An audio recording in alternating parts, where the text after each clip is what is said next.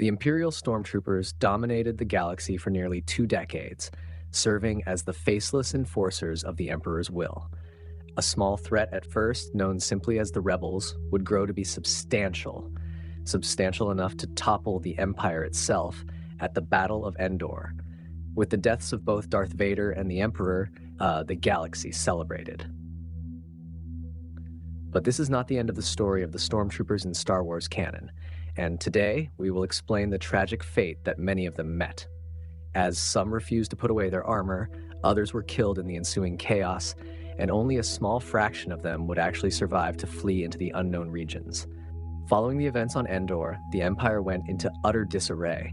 The news of Palpatine's death was a catastrophic blow to a military built on a rigid command structure. For the millions of stormtroopers, the men and women inside the white armor, this was the beginning of a terrifying new reality. Across the galaxy, orders stopped coming, support fleets vanished, and the once unified Imperial military fractured into countless disconnected pieces.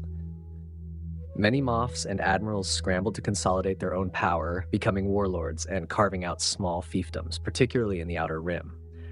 For the average trooper who was trained only to follow orders, this power vacuum was a death sentence. In the days and weeks after Endor, the galaxy's long-suppressed anger was unleashed. On countless worlds, citizens rose up against their local Imperial garrisons. The Stormtrooper, once the symbol of oppression, now became the hunted. Mass executions were grimly common on worlds like Akiva, where troopers who surrendered were often eliminated by vengeful locals without trial.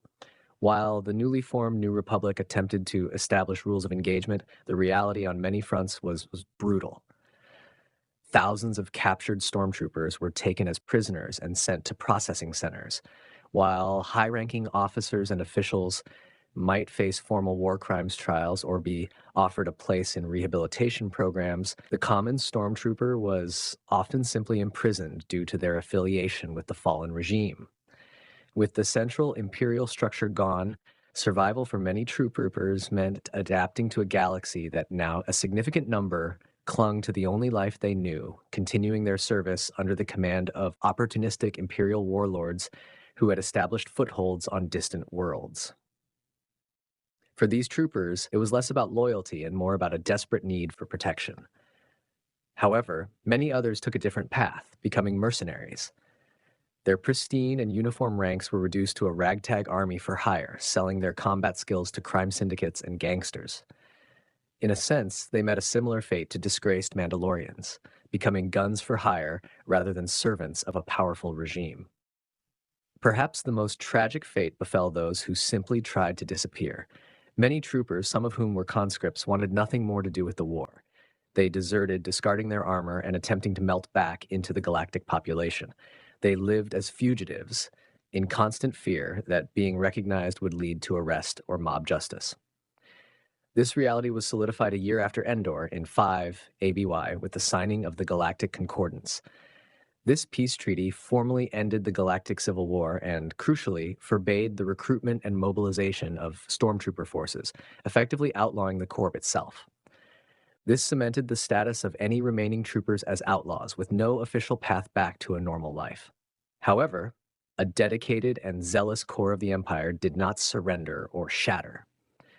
Following a secret contingency plan devised by Emperor Palpatine, a fleet admiral named Gallius Rax gathered the most loyal Imperial remnants at the desert planet of Jakku.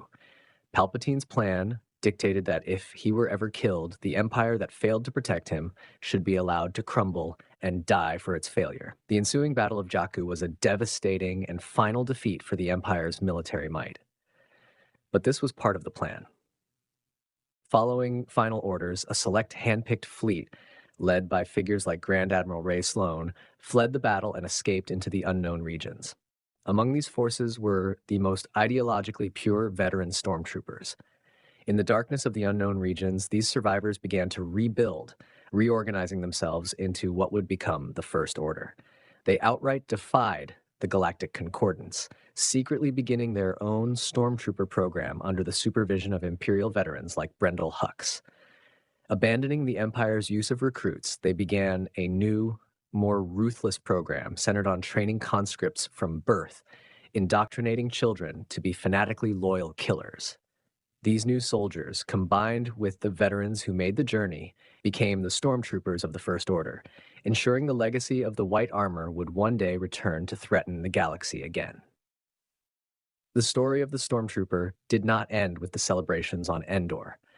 For millions, it was the start of a brutal new chapter written in fear and desperation. Their fates were varied. Some faced summary execution, others were imprisoned as criminals of a fallen state. Many became mercenaries, while a great number lived as fugitives. And a fanatical few retreated into darkness, planting the seeds of a new and more ruthless order. They were the enforcers of a tyrannical regime, but they were also individuals caught in the gears of a galactic war. And their story is a grim reminder that the echoes of war continue long after the final battle is won.